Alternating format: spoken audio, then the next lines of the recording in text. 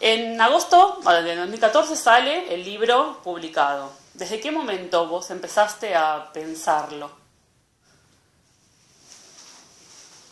Yo creo que empecé a pensarlo como libro en una anécdota que yo cuento, que es hace 3 años, con una amiga mía, subimos al Famatina, donde pasás 2 días arriba, bajamos al Chilecito, estábamos comiendo esa noche en Chilecito y bueno, como sucede muchas veces con los trekkings, uno acaba de hacer uno y empieza a evocar anteriores. Sí. Y yo le conté a mi amiga una aventura en la Amazonia peruana, donde íbamos atravesando la selva, bueno, y nos rodea lo que hoy llamaríamos un pueblo originario, en ese momento lo llamábamos indios y los venerábamos igualmente, Claro. que no hablaban castellano, y le cuento todo, y nos llevan a su aldea, donde vivimos en una semana. Le cuento todo esto con detalle, y mi amiga me dice, pero vos estuviste entre los jíbaros. Y yo digo, bueno, no sé si eran jíbaros. O sea, vos hasta ese momento no te habías vuelto a preguntar. No me había vuelto a preguntar, lo único que tenía era el nombre que ellos se daban, que era Aguarunas, pero no se me había cruzado por la cabeza que eran jíbaros ni me había vuelto a preguntar. Cuando ella dice la palabra jíbaros, yo imagino qué perturbación hubiéramos sentido nosotros en el momento de ser rodeados y de Claro. ser llevados a la aldea, porque jíbaros está rodeado de toda una mitología, los reducidores de cabezas, etc. Que de todas maneras esto se hacía solo en guerras intertribales y ya no se hace más. Claro. Pero nosotros no lo sabíamos, no sabíamos nada. Claro, la falta de, lo que vos un poco planteas, la falta de planificación es lo que te da esa posibilidad de vivirlo, porque si no salís corriendo. Efectivamente. Entonces, mi amiga llega a Buenos Aires y yo digo, ¿vos cómo sabés? Y dice, porque yo leí un libro de un antropólogo francés que cuenta exactamente lo que me contás vos. Te lo voy a regalar, me lo regala, lo leo y efectivamente la descripción de las casas, de las costumbres, etc. es la misma. Miro el mapa que trae el libro del antropólogo francés, de Philippe Descola, y veo que es una etnia jíbara también, que está separada por la frontera, bueno, separada por la frontera, no hay mucha separación, Claro. pero entre Perú y Ecuador. Que nosotros habíamos estado en el borde peruano y estos viven en el borde ecuatoriano de esa frontera, que de todas maneras es una frontera en conflicto. Cuando yo revivo 35 años después esto, porque mi amiga hace el reconocimiento, porque ella había leído un libro Claro. sobre la familia de al lado de estos indios que nosotros conocimos, yo digo, acá tengo algo entre las manos, que yo no me había dado cuenta nunca. Y que más bien contaba como anécdotas de trekking, como anécdotas de exploración. Claro. Y es ahí donde el libro aparece, empieza a aparecer. En ese momento hay una revista en Brasil, una revista extraordinaria, que se llama Piauí, que me pide un recuerdo de Brasil, si yo tengo algún recuerdo de Brasil. O sea que ahí se empiezan a anudar las circunstancias, claro. El azar me empieza a anudar las cosas. Y yo, obviamente, tengo el recuerdo de un viaje a Brasil, y de hecho cuando Brasil era una ciudad absolutamente nueva, casi recién inaugurada, y lo cuento. Lo escribo para Piauí. Y entonces digo, bueno, acá tengo un libro. Claro, ahí ya empezás a generar ese proceso de rememoración, ¿no? Porque yo lo que me preguntaba es, vos tuviste que saltear toda una etapa de viajes que habrás hecho posteriores y volver a reconstruir algo con una mentalidad como virgen, digamos, sin decir, bueno, a ver, ¿qué hacía yo en esa época donde no había leído, donde no había viajado? Es exactamente lo que vos decís. Es decir, el problema formal que me planteaba el libro es como construir un personaje que era yo, que no fuera la que soy yo hoy, que sabe, entre comillas, que lee los libros, que puede decir, este antropólogo leo el libro, fue discípulo de Levi-Strauss y empiezo a juntar cosas.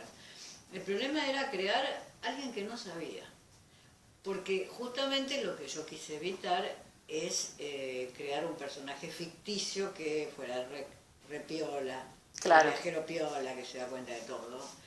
No, nosotros éramos muy ignorantes, teníamos solamente esas ilusiones que están en el libro, que América Latina era un territorio de la revolución, etc., pero el resto éramos muy ignorantes.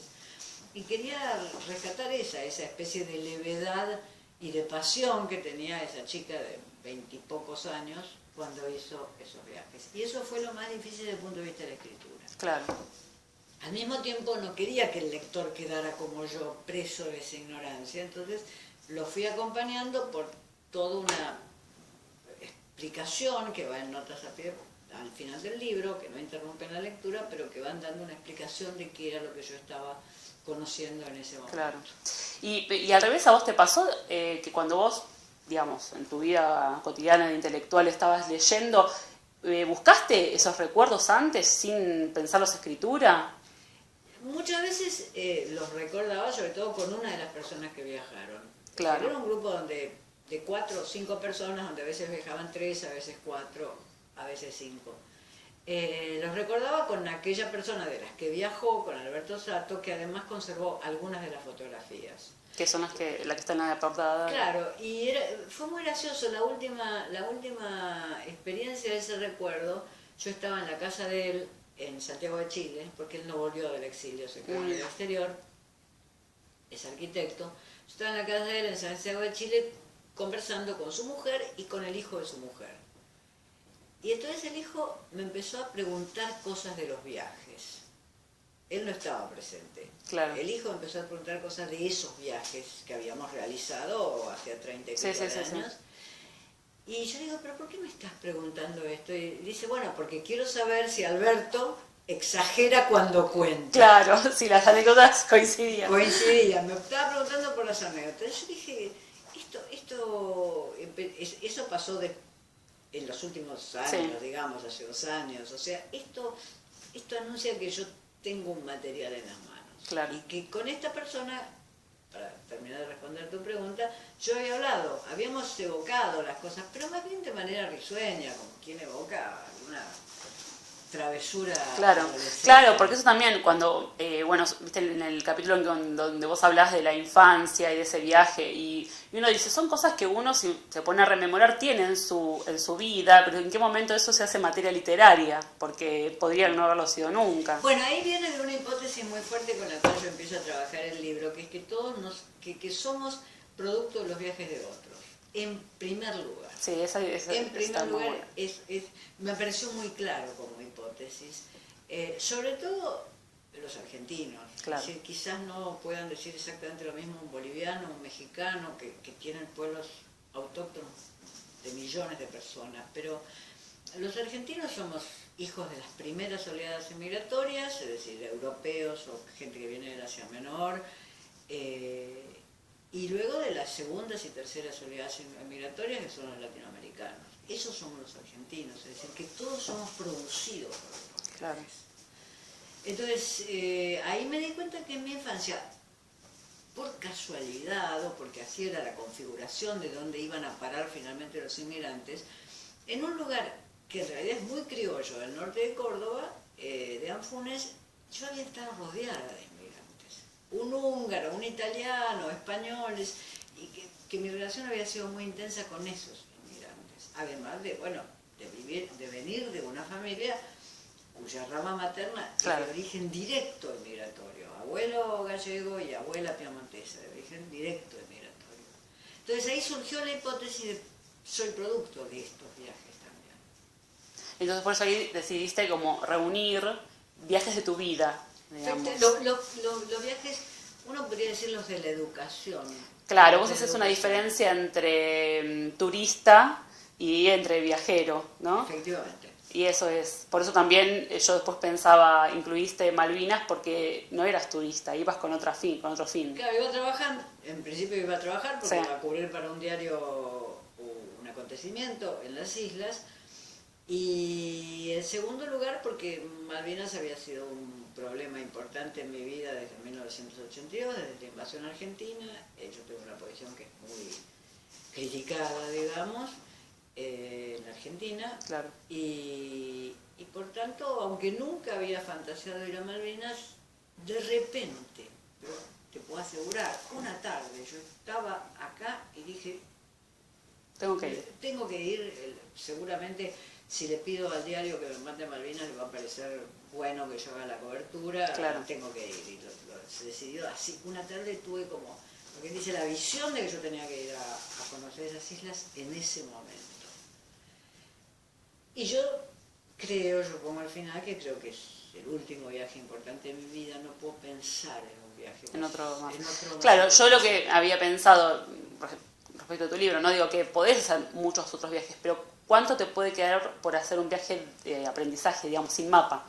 Es difícil porque hay zonas, por supuesto, inexploradas, sí, pero que te interese hacerlo, ya tienes otra mirada y, o sea, esa ingenuidad con la que hiciste los primeros es imposible. Para escribir. Con la intensidad con que voy a claro. tampoco.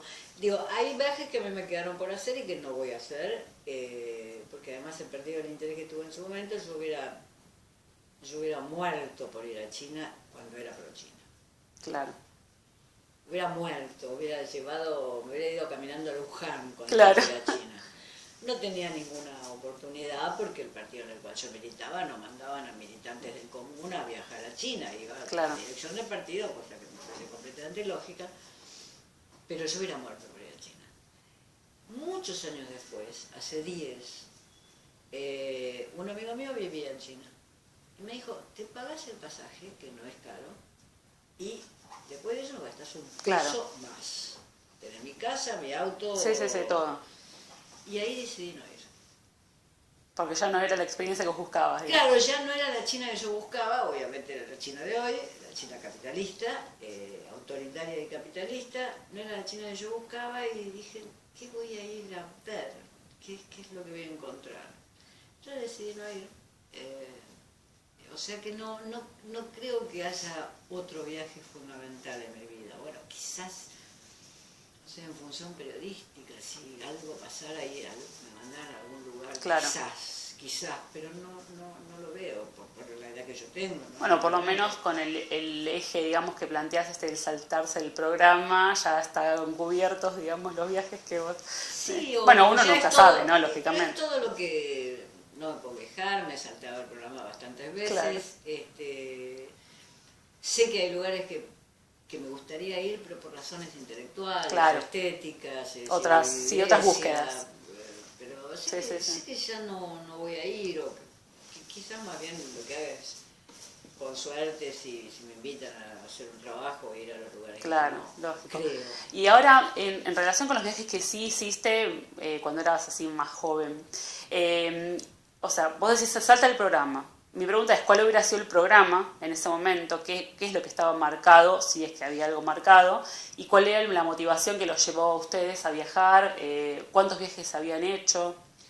Los viajes fueron muchos. Estos de la década que yo cuento en el libro, yo fui eligiendo, pero fueron muchos. A Bolivia yo debo haber vuelto 3 veces seguro. Vos viste que hay un capítulo final que dice las libretas perdidas. Sí, eso de otra pregunta. Difícil de fecharlo, pero fueron muchos, deben haber sido 10, 12 viajes por América. Hasta donde nos daba la plata de llegar por tierra. No podíamos soñar ir a México. Claro, contabilizaban en función del recurso que tenían, ¿no? Hasta donde se podía llegar por tierra. Hace poco un mexicano me dice, escribiste sobre Perú, lo que hubieras podido escribir sobre México. Y yo le digo, sí, sobre México nada hubiera podido escribir, porque para ir a México tenés que tomarte un avión. Claro. O tener un año para llegar por tierra, pero en esa época ya había guerrilla en Colombia, era muy difícil atravesar Colombia. México hubiera sido imposible. O sea que los viajes míos quedaron limitados a donde se podía llegar por tierra. Por tierra o por río. Claro, por algo. Canoa, por lancha. El traslado. Pero, es decir, los viajes gratis o casi gratis eran lo que nosotros podíamos hacer. Por eso no viajamos a Europa. Sí, por eso yo conozco Europa tan tarde. Claro. Es decir, hay pocos argentinos que conozcan, argentinos de mi clase intelectual, digamos, que conozcan Europa a los 39 años, como en mi caso. Claro. O Nueva York a los 38. O sea que fueron muchos los que se dieron a lo largo de esa década. Y después ya no fueron posibles. En principio porque yo entré en la militancia política fuerte y en segundo lugar porque ya la emergencia de la guerrilla hacía imposible. Claro, porque dentro de todo, bueno, vos por supuesto seleccionaste episodios, pero era un paseo pacífico, tranquilo, no había ese miedo e inseguridad o... no le tenías miedo a la policía como vos podías tenerle miedo a la policía en los años 70 ya. Claro. Es decir, no existía ese miedo, eso, ni a las autoridades. Esa libertad que contás de acampar en cualquier lado y todo ese tipo de cuestiones. En efecto, o sea, volviendo a tu pregunta, Sí. había lugares turísticos a los cuales nosotros íbamos que van a ser después grandes lugares turísticos, que ya eran visitados por turistas en ese momento, que son Cusco y Machu Picchu, Sí. sin duda. Claro. Pero fíjate que nosotros podemos subir cortando camino, Claro. cortando sierra, digamos, a Machu Picchu. Eso hoy es imposible. Claro. Nosotros bajamos en la estación de tren y en lugar de seguir el camino, pensando que, con razón, pensando que si seguíamos el camino quizás íbamos a tener que pagar alguna entrada, Claro. subimos por el costado con quien sube una montaña. Eso es imposible hoy. Es Claro. decir, hay prácticas que nosotros realizamos en esos viajes que no pueden ser posibles porque, bueno, por otra de las hipótesis que yo tomo en el libro, que es que América Latina no era todavía territorio turista. Claro. Entonces podías escapar a la ruta de Podías alguna escapar manera. a la ruta. Sin duda que la ruta de la Puna, que se cuenta en uno de los capítulos, no es la ruta turística ni siquiera hoy. Claro. Porque es muy tirada sobre la cordillera, en una zona donde más bien las iglesias, en vez de ser objetos visitables, se han ido destruyendo. Pero la quebrada de Humahuacaya es como un circuito turístico armado en un Sí. sin city turismo, digamos. Claro, y que tampoco ni siquiera se podría intentar hacer fuera de eso porque habría una penalización o una cuestión así, ¿no? Sí, o quizás no en la quebrada no habría penalización, pero yo no veo motivo por el cual un turista tenga que salir de la quebrada para irse hasta la Puna, Claro. digamos. Ahí había el elemento de esfuerzo, el elemento de esfuerzo físico deportivo también era muy atractivo para Claro. nosotros. Eso de caminar más de 100 kilómetros en la Puna, digamos, tenía un atractivo Sí, sí, que sí. era parte del trekking, que en esa época no se llamaba trekking sino campamento, más humildemente. Sí, sí, sí, obviamente, con la mochila del hombre.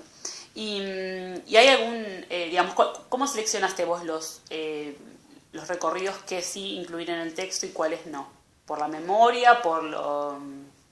Digamos, porque... Sí, es una buena pregunta porque, por ejemplo, habíamos visitado varias veces el sur de Chile y no aparece el sur de Chile. Y había cosas para contar, porque justamente en el sur de Chile, con campesinos, criadores de ovejas, al sur de Puerto Montt, nosotros habíamos pasado tiempo del mismo modo. Vos es que no podría decir, de repente aparecieron como elegidos estos. Claro. Tampoco es que no hubiera ninguna foto de esas viejas.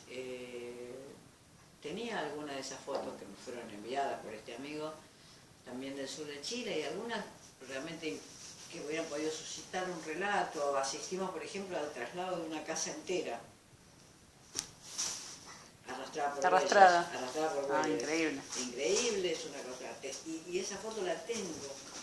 O sea, que hubieran podido empezar a suscitar un relato, porque después quisimos a la gente que trasladó la casa.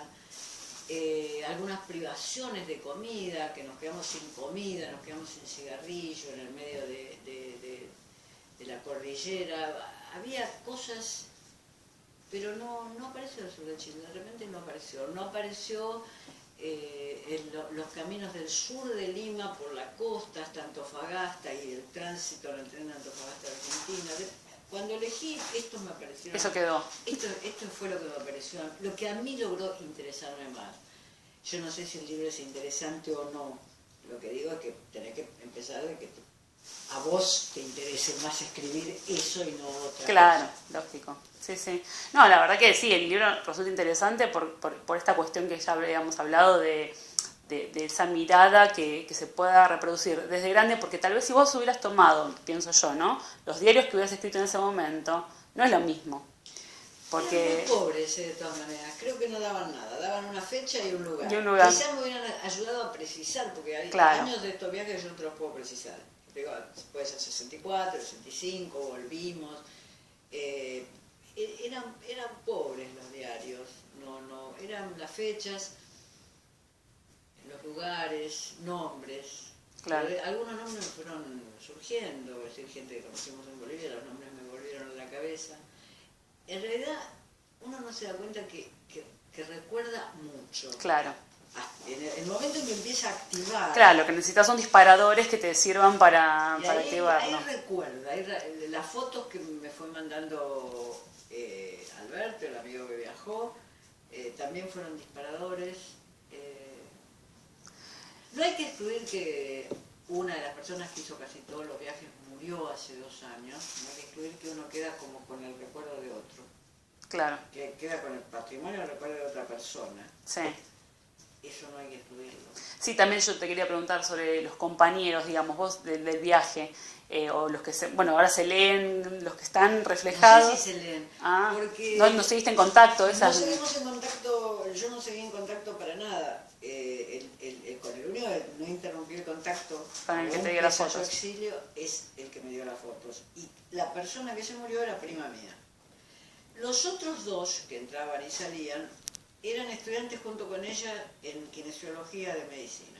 O sea que eran de otro mundo completo, que es como se junta la gente en los viajes.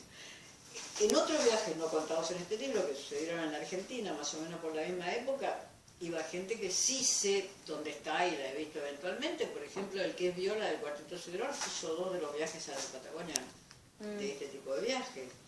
Después se fue a Francia en el 66, Miguel Praino, o sea, a ese sí podría contactarlo, claro, dónde está, pero los otros... O sea que prácticamente fue, prácticamente no, fue tuyo el proceso de reconstrucción, porque yo dije, bueno, capaz, dice, bueno, a ver, ¿qué te acordás vos? ¿Qué...? Fue mío. La otra cuestión es que, de todas maneras, al construir esa primera persona del plural, yo siempre tuve la sensación un poco incómoda de que estaba también trabajando con recuerdos que podían estar en la cabeza de otro, pero bueno. Pero vos también eras parte de ese colectivo, digamos, de ese plural. Y no creo que llegue al libro, me parece que hay gente que está muy alejada del mundo, me parece. Y el que te dio las fotos, ¿lo leyó antes de que salga primero, publicado? No, lo leyó impreso el día que salió, yo prácticamente estaba... ¿Sabía que estabas trabajando en eso? No, sí, él sabía todo. Yo estaba por mandárselo por un correo puerta a puerta, y de repente me llaman y me dicen, está en Buenos Aires, se va esta noche a Santiago de Chile, un amigo, te espera en tal esquina para que le des el libro. Buenísimo. Fui y le di el libro, y después ya seguía por WhatsApp como lo estaba leyendo, claro. Porque y a la mañana siguiente ya lo tenía leído y ya me había escrito. Lógicamente. O sea, no durmió. Y digamos, te manifestó esa reconstrucción, digamos, semejante a la... Sí, no discute ningún dato, es probable que tenga muchos datos diferentes, pero no discute ningún dato, toma el libro en lo que es, digamos. Le gustó mucho, me dice una cosa que es interesante. De él yo transcribo una descripción de Brasilia en una nota a pie de página, escrita hace 3 años. Entonces dicen, me gustó mucho que me pusieras a mí como adolescente y a mí como el viejo que soy ahora. Claro, esa traslación. No, porque digo, digamos, es muy difícil hacer esa reconstrucción de la memoria, a ver cómo recordamos lo mismo cada uno.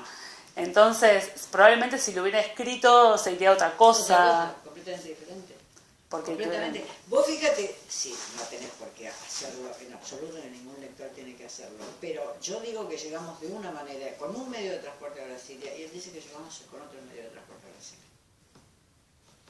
Claro. Y ninguno de los dos se va a poner a discutir porque es una discusión de ella de... Claro, no tiene sentido porque tampoco hay una comprobación. Él piensa que llegamos por camión, yo pienso que llegamos por ómnibus, ¿eh?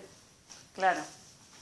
Ya, o viceversa, yo ya ni me acuerdo cómo es ni me no, acuerdo cómo fue la adrenalina del momento, de aquel momento, y toda la historia en el medio es bastante ejercicio, digamos, bastante buen ejercicio el que hiciste vos ya para poder reconstruir eso. Y él reconstruye algo que es muy similar, pero con detalles que son diferentes, Claro.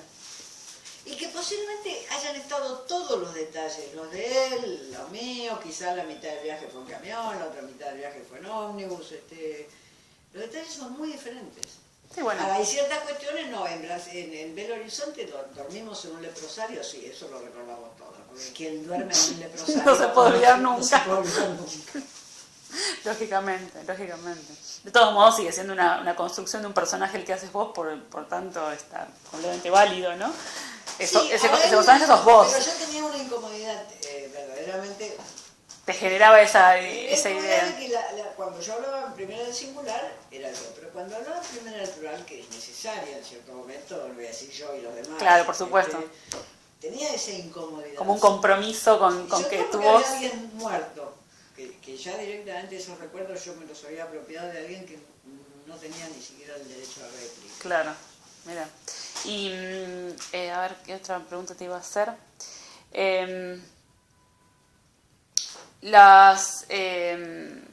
De los viajes estos que vos narrás, si tuvieras que elegir el que más te impacta, el que más te impactó, sobre todo de tu reconstrucción posterior, ¿no? Porque en su momento puede ser una cosa, pero cuando vos ahora decís, bueno, lo que viví, la experiencia que me dejó... Bolivia. Bolivia fue un país en el cual yo caí enamorada, caí a los pies de Bolivia en el primer viaje, volvimos 3 veces por lo menos. Todavía hoy siento un interés intensísimo por Bolivia, es decir, además de que me interesa mucho la figura de Evo, sigo la política boliviana de manera más cercana que otras políticas latinoamericanas. Muy bien. Bolivia, sin duda. Sí. Estos países con los cuales vos caes, como se cae enamorado. Claro. Y la idea que nos dio un hacendado en Santa Cruz de la Sierra, que nos dijo, cuando pasen a Cochabamba los matan por los borceguíes. Ay, sí. La idea de haber contradicho eso, la idea de haber contradicho absolutamente, no solamente que no nos mataron por ningún borceguí, sino que... Y en ese momento en el que vos lo viviste, ¿no? En el que lo narraste, ¿qué pasaba? O sea, no le creímos. Ah, Porque nuestra visión era además completamente idealista. claro, porque si No lo hubieras creído, pensar. probablemente no ibas. No creímos una palabra, no creímos eso, no lo creímos. Es decir, no es que avanzamos porque teníamos confianza o avanzamos, no creímos eso. Pero cuando nada nos sucede, sino que por el contrario somos recibidos en todas partes, en las fiestas, en los bautismos, en la borrachera, etc. Cuando nada nos sucede, la alegría de haber contradicho esa advertencia racista. Claro. Porque no dijo un pobre, dijo un colla cuando Un colla. En Cochabamba los va a matar por Sí. los borceguíes. No vayan a Cochabamba. Claro. Bueno, y ahora, para ir cerrando, porque si no es mucho tiempo, el viaje, el final, el de Malvinas, vos lo hiciste, como ya me contaste recién, porque, bueno, sentiste la necesidad de ir. ¿Trajiste lo que fuiste a buscar? A ver, yo quiero ser sincera en la respuesta.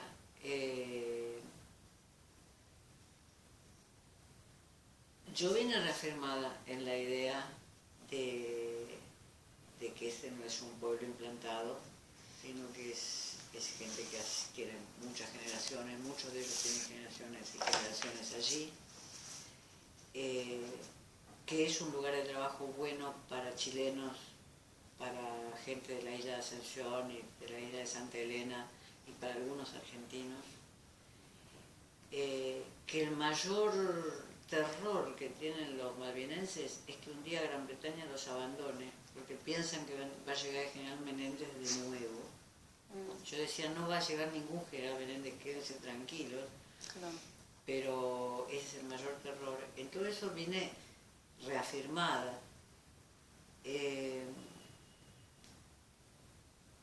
Ahora, mi posición sobre los derechos que tienen los malvinenses de sentarse a una mesa donde esté Argentina y Gran Bretaña es tan fuerte que quizás eso también tenga que ver con mi mirada, ¿no? Por eso digo, voy a contestar con honestidad. Ellos son efectivamente como si fueran los habitantes de una aldea británica del norte de Inglaterra. Son efectivamente así, el nivel de extranjería que uno siente, de diferencia que uno siente, es el mismo que sentís cuando te paseas por París, que no te puedes confundir con No eso. esperabas encontrarte con algo así tan tajante. Tan tajante. No esperaba que con tanta personalidad de eso. Claro. Pese a que el lugar es muy parecido a cualquier zona de la costa patagónica, pese a que las ovejas las crían del mismo modo, etcétera, con tanta personalidad, no local de una nueva cultura, con tanta personalidad del país de donde provienen la mayor parte de los antepasados, no todos, pero la mayor parte, no todos porque vienen los chilenos, los negros que vienen de la isla de Ascensión, algunos argentinos, pero con tanta marca de eso no esperaba encontrarme. No me alegró ni me desalegró. Claro, no, por supuesto. Lo único que hizo fue confirmarme de que la solución no pasa sino no por agitar una resolución de las Naciones Unidas, sino por sentar a la gente en una mesa y que esa gente hable. A ellos, a los que viven en Malvinas, les conviene una relación con la Argentina, sin duda. Claro. Porque antes estaban acostumbrados a que un parto difícil, había un avión que los volaba y los llevaba a un hospital. Sin duda, hoy comen verdura y fruta carísima porque no se puede traer de la costa argentina, o sea que les conviene por razones de la vida cotidiana, sin duda. Claro. Y por razones de que tienen todavía lazos con lo que son escuelas inglesas en toda la zona de la Cumbre y en Buenos Aires, o sea que les conviene. Pero aparte de lo que a ellos les convenga, lo que no son es un pueblo colonizador implantado, esto está claro. Son más de un siglo y medio. Y si uno dijera vamos a retrotraer las fronteras a más de un siglo y medio para atrás, el mundo estaría en una guerra peor que la que a Obama le acaba de declarar al Estado Islámico. Claro. Porque ¿qué haríamos con los polacos? ¿Qué haríamos con los rusos? ¿Qué haríamos con los alemanes? Los polacos reivindicando las fronteras que perdieron, los alemanes reivindicando la Prusia Oriental, cuyo pedazo perdió, y la Alsacia-Lorena. Si el mundo se retrotrajera y pensara que todo es situación colonial, porque esas pérdidas vienen de guerras de invasión. Sí. Entonces yo tengo una perspectiva de que no se puede agitar 1830 hoy.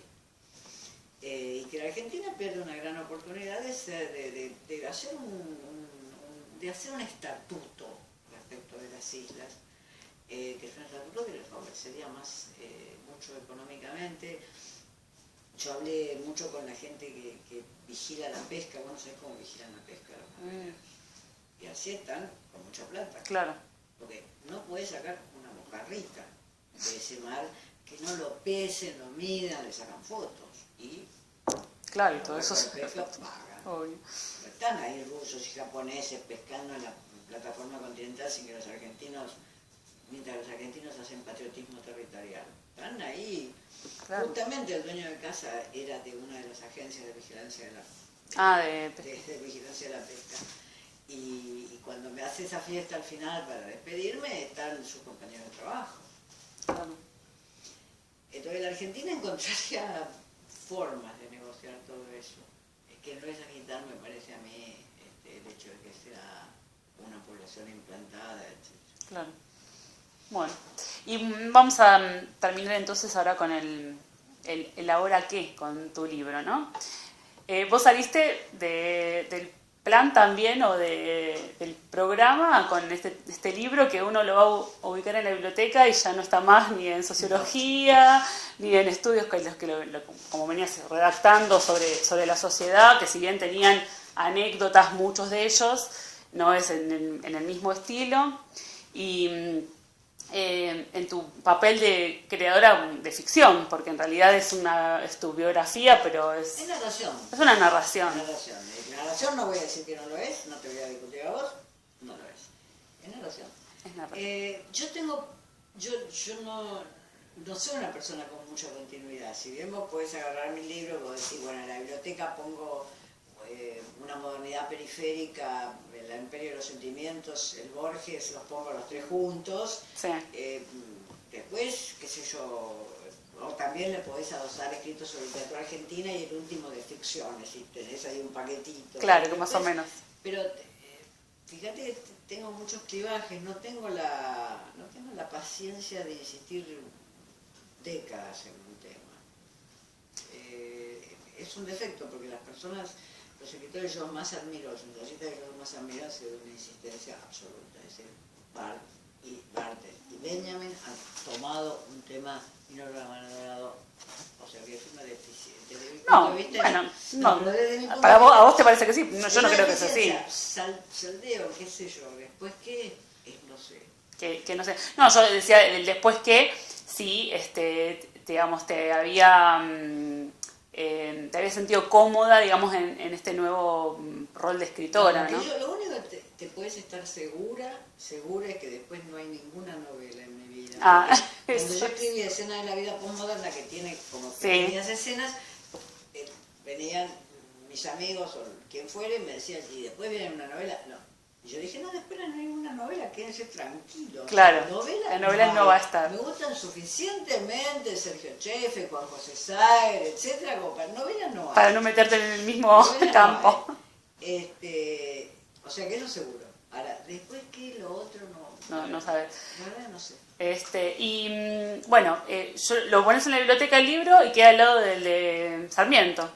Viajes. Ese es un gesto espantoso. Eso es espantoso porque la verdad es que yo pienso que algunos de los grandes libros de la cultura y la literatura argentina son viajes. Los de Sarmiento, Ranqueles de Mansilla, aunque parezca más frívolo, los viajes de Canet, y por supuesto en el siglo XX todo lo que Victoria Ocampo realiza en viajes o a partir de viajes en el extranjero, y que es una gran escritora.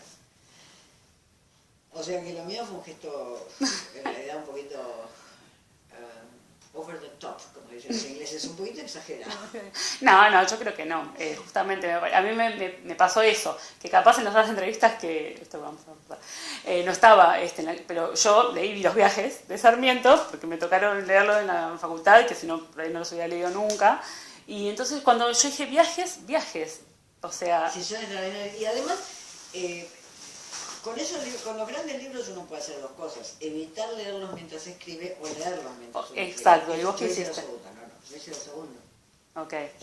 Yo volví a leer Sarmiento, volví a leer el diario de viaje de Bart en Pekín, que es simplemente un diario que no pensaba publicar. Había estado trabajando hasta el año anterior con Victoria Ocampo, o sea que lo tenía súper fresco. Pero a Sarmiento lo volví a leer y leí Darwin, porque quería ver cómo había visto Darwin. Era la mirada, claro. Solo que no vas a ir al capítulo de Malvinas y por tanto leí Darwin de nuevo, leí Stefan Zweig, leí grandes viajeros, porque dije peor no va a salir. Y quizás por intercesión, como los santos, como los creyentes, que están con una estampita delante, quizás si yo tengo estos libros sobre el escritorio, a lo mejor me manden alguna onda, digamos. Sí, yo esa era la última pregunta, era si vos habías estado mirando yo leí los viajes. Además de leer mucha teoría sobre viajes, que no es muy bueno, sobre turismo. Sobre turismo, para ver la diferenciación. Que esa vez es muy buena, otras veces no es muy buena, pero viajeros leí, lo tenía todo el tiempo. Sí. Es un tipo de narrativa diferente. Sí, di un seminario de extensión, no universitario, di un seminario de extensión sobre viajeros, mostrando sobre todo viajeros pintores. Di ese seminario, preparé otro seminario afuera que voy a dar en inglés en algún momento, o sea que todo el tiempo estoy trabajando. Te fuiste nutriendo del tema. Sí, porque no te puede hacer mal. No, lógicamente. No te puede hacer mal.